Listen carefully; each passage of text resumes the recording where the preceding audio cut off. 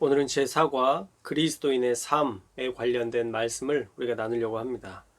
마음문 열기를 한번 자세히 읽어보시면 좋을 것 같고요. 간단하게 말씀드리면 일본의 가가와 도요히코라는 목사님은 평화운동의 지도자였었는데 그분은 기독교인이나 기독교인이 아닌 사람들에게조차 존경을 받았습니다. 그러면서 이제 2차 세계대전 때 기독교 활동을 한다는 이유로 정부에 붙잡히게 되었고 일본 황제에게 불려가게 되죠. 그때 선생이 그렇게 죽도록 충성하는 예수는 도대체 누구인가? 라고 물었을 때 이 가가와 목사님은 저는 예수님을 닮았습니다. 저를 보시면 예수님이 어떤 분인지 아실 수 있습니다. 라는 질문에 황제가 그렇소? 그렇다면 예수라는 분은 정말 훌륭한 분임이 틀림없겠군요. 라고 인정하고 가가와 목사를 황제의 특별한 배려로 석방하게 되었다라는 내용입니다. 사실 그렇게 인정받을 수 있었다는 것은 이 가가와 목사님이 예수님을 철저하게 알았고 예수님을 철저하게 신뢰하며 예수님의 삶을 따랐기 때문에 가능했던 일이었죠. 그가 만약 그렇게 진실하게 온전하게 살지 못했다면 이런 황제의 특별한 배려를 받을 수 없었을 것입니다. 그래서 우리가 다시 한번 생각해 봐야 되는데 예수님을 닮았다는 것, 우리가 예수님을 닮아 살아간다는 것, 이것이 과연 우리의 삶의 모습에서 어떤 것을 의미하는 것일까 우리가 분명히 알아야 된다는 것이죠. 예수님께서 사셨던 삶을 봐야 돼요. 예수님은요, 성경에 보면 옳지 않은 사회적 구조의 문제와 싸우셨지만 폭동이 아니라 사람들을 선동해서 폭동을 일으키셨던 분이 아니라 갱신, 변화, 그 중심에 사랑이 있었죠. 사랑이라는 모티브를 가지고 갱신과 변화를 위해 오래도록 기다리며 하나님께 들은 말씀을 그대로 세상 사람들에게 가르쳐 주셨던 분이다라는 것을 알 수 있어요. 또 하나는요, 사회적 약자, 어쩌면 사람들이 수용하지 못할 만한 범죄자라 할지라도 예수님은 그들과 함께 하시며 그들을 위로하시며 마침내 제자로 또 세상을 변화시키는 동역자로 일꾼으로 살게 하신 분이셨다라는 것이죠. 결국은 예수님은요, 하나님을 중심으로 하나님이 원하시는 삶, 하나님께서 기뻐하시는 것들을 세상 가운데 말씀하시면서 가장 하나님과 닮은 모습을 살아가려고 몸부림치셨고 우리는 이제 예수 그리스도, 우리에게 보여주신 그 본을 따라서 우리의 모본이 되신 예수 그리스도를 따라 살려고 몸부림치는 삶을 살아야 우리가 예수님을 닮을 수 있다라는 거예요. 그 중심에는요, 거룩이 있습니다. 여러분, 거룩을 잃어버린 교회, 더 이상 교회일 수 없어요. 거룩을 잃어버린 목사, 거룩을 잃어버린 성도, 더 이상 목사라고 할 수 없습니다. 이렇게 가르치는 저에게도 물론 딜레마가 있지만 우리의 목표점은 거룩이라는 지향성을 향해서 나아가야 되는 거예요. 우리가 이제 그 모든 것에 대해서 다음 과에서 계속 어떻게 거룩할 수 있느냐에 대해서 우리가 살펴볼 텐데 다음 페이지 58페이지로 넘기시면요. 그리스도인은 예수님의 삶을 이어가는 존재이다. 그러면서 3대 사역이 나오죠. 예수님의 3대 사역, 가르치시고 치유하시고 복음을 전파하시는 예수님께서 이 세 가지 사역을 감당하셨다는 거예요. 마태복음 9장 35절에 보면 예수께서 모든 도시와 마을에 두루 다니사 그들의 회당에서 가르치시며 천국 복음을 전파하시며 모든 병과 모든 약한 것을 고치시니라 말씀하셨어요. 예수님은요, 가르치시고 치유하시고 복음을 전파하시는 이 귀한 일들을 감당하셨다는 것이죠. 첫째로 우리가 가르치셨다라는 것에서 말씀 중심의 삶이라는 것을 우리가 찾아볼 수 있는데 우리 기독교인의 삶에서 가장 중요한 것은요, 핵심이 되는 삶은요, 바로 말씀을 중심으로 사는 거예요. 말씀을 모르고 하나님의 뜻대로 살 수 없어요. 그래서 말씀이 기준된 삶, 이것이 바로 그리스도인의 삶이라는 것이죠. 그리스도인은요, 세상과 다른 구별된 존재들이에요. 따라서 세상 사람들과는 다른 특별한 원칙이 있어야 되는데 그 원칙이 뭐냐? 로마서 12장 2절 말씀에 보면 너희는 이 세대를 본받지 말고 이 세상 사람들이 말하는 말에 현혹되지 말고 마음을 새롭게 함으로. 무엇으로? 하나님의 말씀으로. 마음을 새롭게 함으로 변화를 받는 것은요, 하나님의 말씀으로만 되는 것인데, 그 말씀이 있어야 그 다음 구절, 하나님의 선하시고 기뻐하시고 온전하신 뜻을 분별할 수 있다는 거죠. 그래서 결국은 머리로 신앙생활하는 게 아니라 사실은 말씀으로 신앙생활하는 거예요. 우리가 매 주마다 듣는 말씀, 우리에게 감동이 되시는 그 말씀 가지고 우리가 복음을 전하고 그 말씀으로 우리가 삶 속에서 예수 그리스도를 따라 살 수 있는 것이지, 말씀 없이는 결코 우리가 예수께서 원하셨던 온전한 삶을 살아낼 수 없다는 거예요. 베드로전서 1장 14절에서 16절에 보면 너희가 순종하는 자식처럼 전에 알지 못한 때에 따르던 너희 소욕을 본받지 말고 오직 너희를 거룩하게 부르신 이처럼 너희도 모든 행실에 거룩한 자가 되라 기록되었을 때 내가 거룩하니 너희도 거룩할지어다 하셨느니라 말씀하세요. 우리의 삶의 원칙을 세우기 위해서는 기준이 필요하죠. 그 기준이 뭐냐? 바로 말씀으로 말미암은 거룩한 행실, 말씀을 따름으로 말미암아 거룩해지는 것, 이것이 바로 우리가 따라야 될 궁극적 목표 지점이라는 거예요. 하나님의 말씀, 그 성경이 우리를 옳은 길로 인도하시는 것이고요.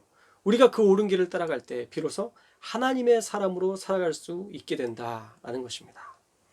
그래서 여러분, 말씀을 따라가면 여러분들은 결국은요, 거룩을 찾게 돼요. 참 멋있는 말이죠. 말씀을 따라가면 결국에는 거룩을 찾아낸다.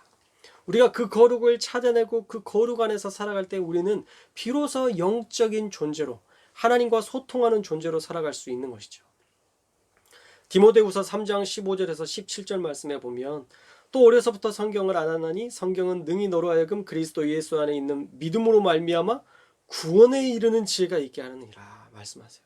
성경은요, 믿음으로 말미암아 구원에 이르는 지혜가 있게 한대요. 그런데 어떻게 그런 일들이 일어나는가? 모든 성경은 하나님의 감동으로 되어 있대요. 이 감동으로 되었다라는 말씀은 데오프뉴스토스라는 말인데 신의 입김이 쇠인이라는 뜻이에요. 신의 입김이 쇠인. 이 감동이라는 것은 하나님의 숨이 들어간 상태라는 거죠. 그래서 창세기 말씀에 보면 하나님께서 인간을 지으신 다음에 하나님의 숨을 불어넣으시죠. living breath, 살아있는 숨을 불어넣으시니까 living being, 살아있는 존재가 되었다라고 말씀하는데 우리에게도 그 숨이 넣어져 있는 하나님의 말씀이 우리 안에 들어와야 우리의 영이 살고 우리가 하나님이 원하시는 일들을 할 수 있다는 거예요. 감동으로 된 그 말씀이 있어야만 교훈도 들을 수 있고 책망도 들을 수 있고 바르게 함과 의로 교육함과 하나님의 사람으로 온전하게 할 수 있는 또 선한 일을 행할 능력을 갖추게 된다라고 말씀하는 것이죠. 그래서 말씀이 없는 삶은요, 말씀을 읽지 않는 삶은요, 또 말씀을 묵상하지 않는 삶은요, 결코 우리 인생이 바뀔 수 없다라는 게 결론이에요. 결론. 또 말씀을 실천하는 삶 정말 중요합니다. 우리는 성경을 통해서 하나님의 말씀을 읽고 들을 수 있어요. 이렇게 글자로 된 기록된 말씀을 듣는 것은 1차원적인 것이고요. 그것을 더 뛰어나게, 더 놀랍게 우리의 삶에 적용하는 것은 바로 말씀을 그대로 실천하는 삶인 것이죠. 야고보서 2장 22절 말씀에 보면 내가 보거니와 믿음이 그의 행함과 함께 일하고 행함으로 믿음이 온전하게 되었느니라 말씀합니다. 결국은 믿음이 있지만 그 믿음대로 살지 않으면요, 행하지 않으면요, 믿음은 온전한 게 아니라는 거예요. 그거 믿음이 아니라는 거죠. 그만큼 아주 철저하게 믿음과 말씀과 분리된 삶, 말씀을 적용하지 않는 삶에 대해서는 야고보서 사도는 절대 그것은 믿음일 수 없다라고 단정짓고 있습니다. 그래서 말씀의 실천의 첫 단계는 결단이지만 이 결단에서 끝나면 안 되고 그 결단을 실천해야 우리가 온전하게 예수 그리스도를 따라갈 수 있다라는 거예요. 자, 그리스도인은요, 세상 속에 살면서 하나님의 나라의 가치를 선택할 것이냐 아니면 세상이 따라가는 방식을 선택할 것이냐 늘 그 기로에 있습니다.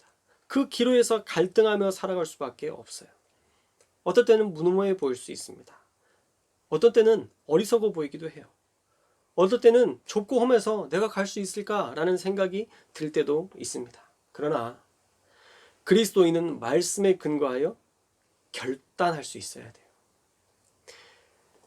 마태복음 7장 13절에서 14절 말씀에 보면 좁은 문으로 들어가라. 멸망으로 인도하는 문은 크고 그 길이 넓어 그로 들어가는 자가 많고 생명으로 인도하는 문은 좁고 길이 협착하여 찾는 자가 적음이라 말씀하세요. 우리는 지금 좁은 길을 가고 있습니까? 아니면 넓은 길로 가고 있습니까? 혹시 여러분들이 지금 여러분의 삶에서 추구하는 좁은 문은 무엇인가요? 항상 좋은 것만 선택하고 항상 좋은 것만 취하는 것, 그것이 진짜 주님께서 원하시는 길인가? 아니라는 거예요. 어쩌면 좁아 보이고 어쩌면 많은 사람들에게 핍박을 받을 수 있는 길이라 할지라도 그것이 하나님이 원하시는 길이면 그것이 좁은 길이고 우리가 그 길로 갈 때 하나님이 기뻐하신다라는 겁니다. 또 마태복음 13장 44절에서 46절에 보면 천국에 대해서 이렇게 얘기합니다. 천국은 마치 밭에 감추인 보화와 같다. 또 좋은 진주를 구하는 장사와 같다. 그런데 이것을 발견한 사람들이 자기의 소유를 다 팔아 그 밭을 사고 그 진주를 사느니라 라고 얘기해요. 결국 구원은요, 전 소유를 다 팔아서라도 사야 되는 가장 값진 것이라는 것을 말씀하고 있어요. 우리가 하나님께서 주시는 그 구원의 길로 향해서 나아가는 모든 것은 어쩌면 좁아 보이기도 하고 어쩌면 의미 없어 보이지만 전 소유를 다 팔아서라도 사야 되는 가장 값진 것이다 라는 것입니다. 그것이 무엇인가? 말씀을 실천하는 삶. 우리가 말씀을 실천할 때 세상 가운데에서 우리는 선한 영향력을 끼칠 수 있어요. 우리가 초반부에 나누었던 그 가가와 목사님처럼 모든 사람들에게 인정받고 존경받는, 그런데 그 존경이 사실 내 개인의 명예나 내 개인의 영광을 위한 게 아니라 결국은 하나님께 영광 돌리는, 궁극적으로는 많은 영혼들을 구원하는 일에 동력이 되는 그런 도구로 저와 여러분이 쓰여야 된다는 것입니다. 말씀을 실천하지 않을 때 어떤 일이 있느냐? 마태복음 5장 13절에서 16절 말씀에 보면 너희는 세상의 소금이라고 이야기하는데 소금이 그 맛을 잃어버리면 밖에 버려져 사람에게 밟힐 뿐이다. 이거예요. 소금인데요, 맛이 없으면 쓰레기예요.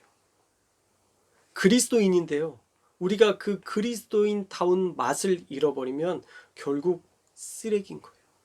많은 사람들에게 밟힐 뿐이니라. 조롱받고 모욕당하는 그런 공동체가 될 수밖에 없다는 것입니다. 우리가 말씀을 잘 듣고 말씀을 매일매일마다 실천할 때 우리가 주님께서 원하시는 거룩한 삶 이뤄낼 수 있는 줄 믿습니다. 두 번째로 생명을 불어넣는 치유의 삶, 예수님께서 사셨던 힐링의 삶을 우리가 감당해야 돼요. 얼마 전에 TV에 나오는 그런 내용들을 잠깐 봤었는데 죽으려고 했던 사람이 말 한마디 때문에 그가 자기의 생을 돌이키더라고요. 아무에게도 사랑받지 못했다고 생각했던 한 사람이 식사 한 끼를 대접받은 것으로 그가 자신의 자존감과 모든 것이 높아지는 것을 느끼면서 그 역시도 많은 사람들에게 그렇게 나누는 삶을 살겠노라고 다짐하는 그런 계기가 되었다고 말씀하더라고요. 사람은요, 영향을 끼치게 돼요. 말 한마디를 할지라도, 밥 한 끼를 할지라도 그것에 사람을 살리는 힘이 있습니다. 저와 여러분에게도 마찬가지예요.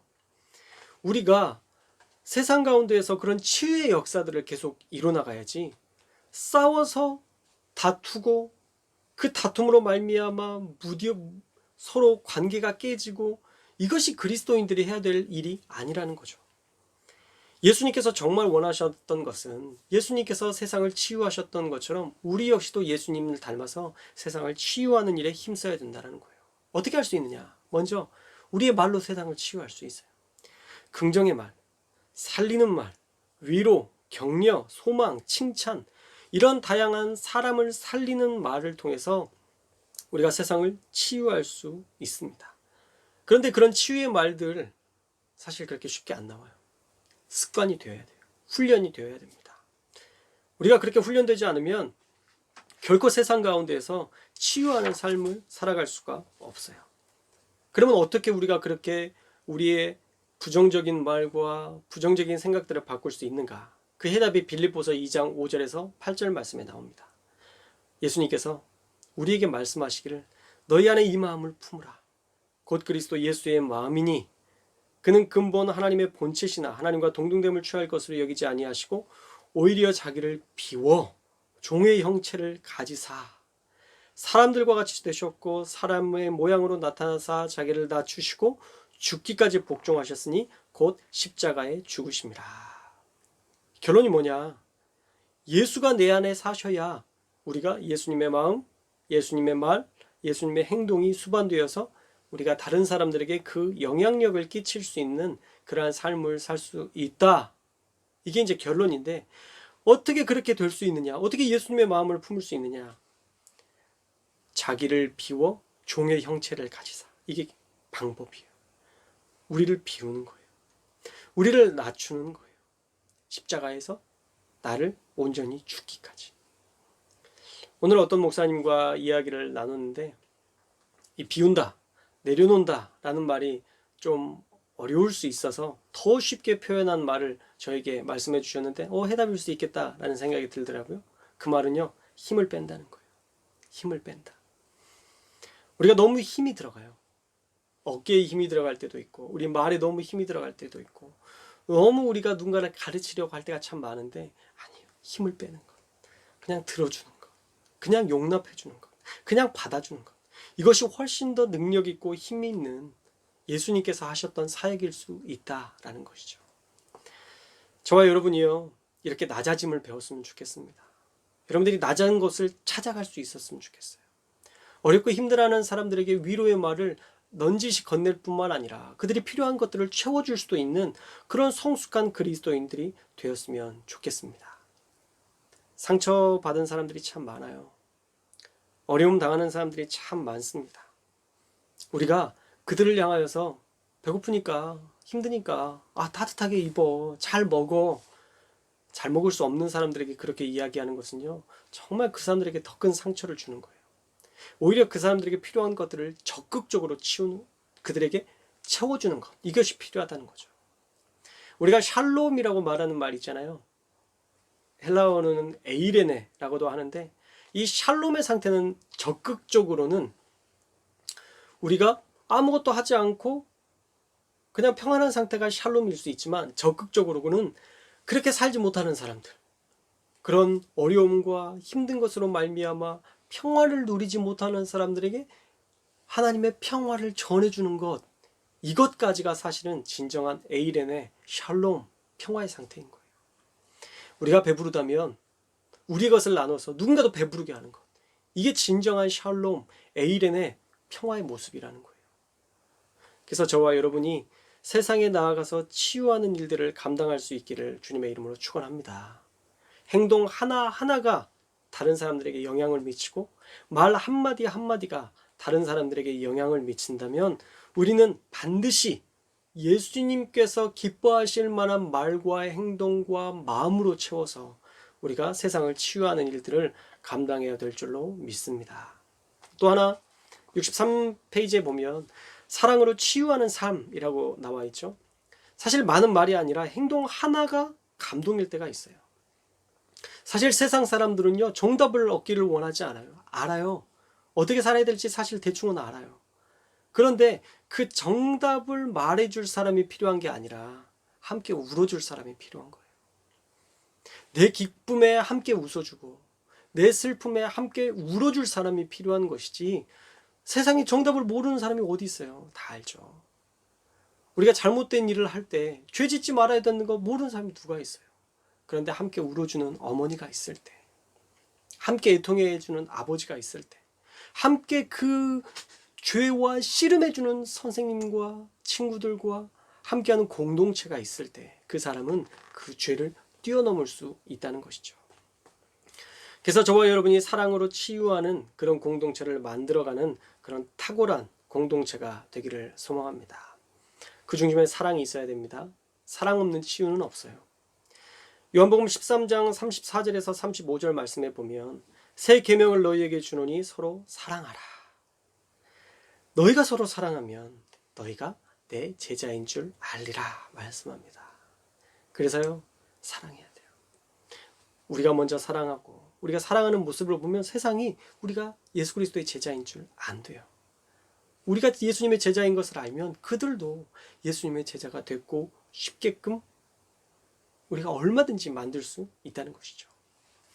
저와 여러분이 사랑하는 삶, 세상 가운데 그 위로와 격려하는 그 한 사람이 저와 여러분들이 될 수 있기를 바라요. 자, 그리고요, 사랑은 어떤 의미가 있느냐? 사랑의 열매를 맺을 수 있게 되고 하나님의 성품에도 참여하게 하신대요. 갈라디아서 5장 22절에서 25절 말씀에 보면은 오직 성령의 열매는 사랑이다 라고 얘기하고 있는데, 이 사랑이 처음 세워진 것이 하나가 아니라, 하나의 동사가 아니라 사실은 사랑이지만 그 사랑 안에서 희락도, 화평도, 오래 참음도, 자비와 양성과 충성과 온유와 절제, 이 사랑 안에서 모든 것이 이루어지는 거예요. 사랑하니까 용납할 수도 있고 절제할 수도 있고 인내할 수도 있고 이 모든 것들이 되는 거죠. 그래서 우리가 사랑의 열매를 맺으면 이 나머지 8가지 성령의 8가지 열매는 당연하게 맺힐 수 있는 열매가 될 수 있다는 것 우리가 기억해야 되고요. 이 성령의 9가지 열매를 말씀하신 다음에 그 말씀에 이어서 그리스도 예수의 사람들은 육체와 함께 그 정욕과 탐심을 십자가에 못 박았느니라. 만일 우리가 성령으로 살면 또한 성령으로 행할지니 라고 말씀하고 있어요. 우리가 예수님을 사랑하면요, 우리는 그 다음 단계에 어떻게 이르느냐? 거룩의 단계, 정욕과 탐심을 십자가에 못 박는 단계로 넘어갈 수 있다는 거예요. 또 신성한 하나님의 성품에 참여할 수 있게 되는데, 베드로후서 1장 4절에서 7절 말씀에 보면 너희가 신성한 성품에 참여하는 자가 되게 하기 위해서 큰 약속을 주셨다라고 말씀하시면서, 그러므로 너희가 더욱 힘써 너희 믿음의 덕의 지식을, 지식의 절제를, 절제의 인내를, 인내의 경건을, 경건의 형제의 우애를, 형제의 우애에 사랑을 더하라 말씀하고 있어요. 사실 한 가지로 되는 게 아니죠. 믿음만 있어서 되는 게 아니라 그 믿음에 합당한 덕이 있어야 되고, 그냥 덕이 있다고 좋은 게 아니라 하나님을 아는 지식이 있어야 되고, 지식이 있다고 끝나는 게 아니라 우리의 삶을 계속 절제해 나가는 삶이 필요하고, 인내할 것들은 인내해야 되고, 또 경건의 모양, 경건의 그 중심을 잡아야 될 것들은 계속 경건을 유지해야 되되, 형제 우애, 사랑까지, 이 모든 것이 있어야만 하나님의 성품에 참여하는 자가 될 수 있다라고 얘기하고 있습니다. 사실 전인적 변화를 주님께서 원하시는 것이죠. 그래서 사랑에는 이런 의미가 있다는 것을 우리가 꼭 기억하고, 우리가 정말 사랑할 수 있는, 그래서 세상을 사랑으로 보듬을 수 있는 우리 교회가 되기를 바랍니다. 또 세 번째로, 복음을 전파하는 삶을 주님께서는 원하십니다. 그리스도인의 삶에 복음 전파가 없다?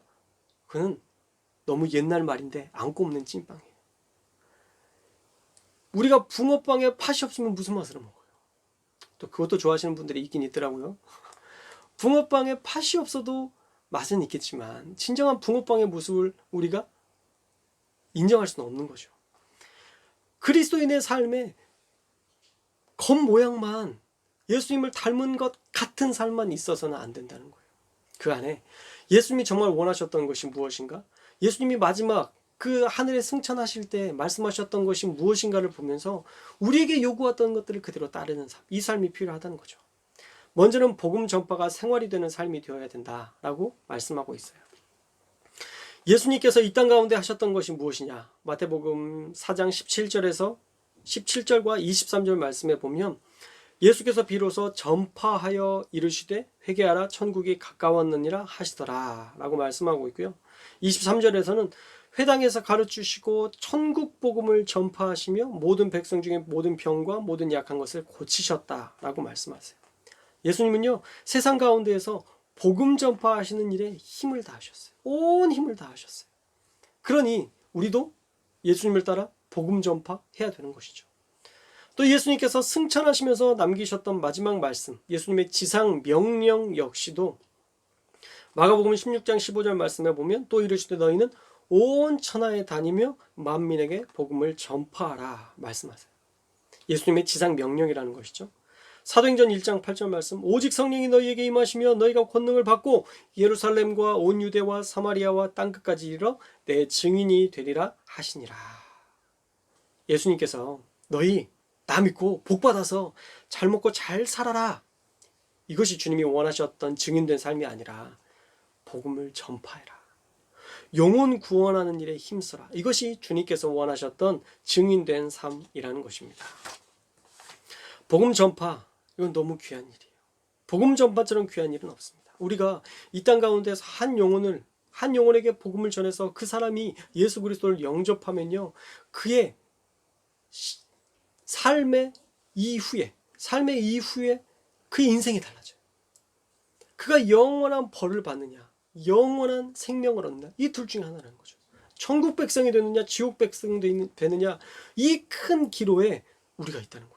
우리가 그 중간 역할, 그 다리를 놓는 사람의 역할들을 감당해야 그들이 천국 백성이 될 수 있다는 것이죠. 그래서 예수님은요, 다양한 말씀을 통해서 복음을 전해야 된다고 말씀하셨고, 디모데 후서 말씀에서도 너는 말씀을 전파하라, 때를 얻든지 못 얻든지 항상 힘쓰라 말씀합니다. 언제든지 전해야 될 게 복음이라는 거예요.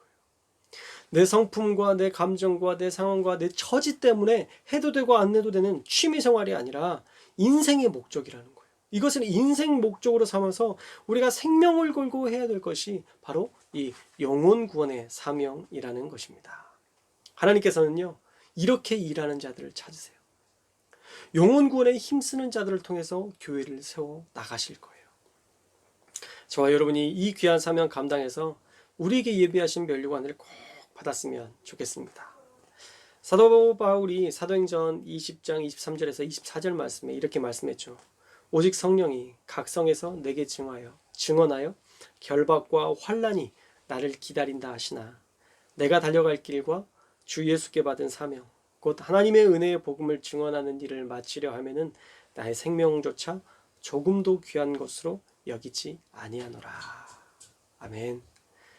달려갈 길, 주님께서 주신 사명, 그 복음을 전하는 일을 위해서라면 그 은혜의 복음을 증언하는 일을 마치기까지 나는 내 생명 조금도 귀한 것으로 여기지 않는다.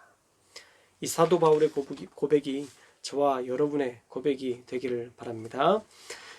더불어 나누는 말씀들 여러분들 꼭 한번 보시고 함께 나누셨으면 좋겠고요.